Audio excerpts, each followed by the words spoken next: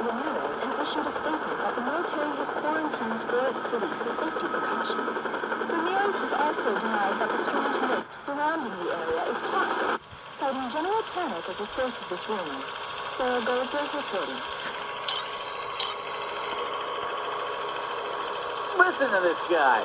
Why isn't he flying over this place then? He, you said it. Still, what the hell are we doing out here? And what the hell is in that damn box? They got us flying over toxic freaking fumes. And for what? Emergency pizza delivery. Huh?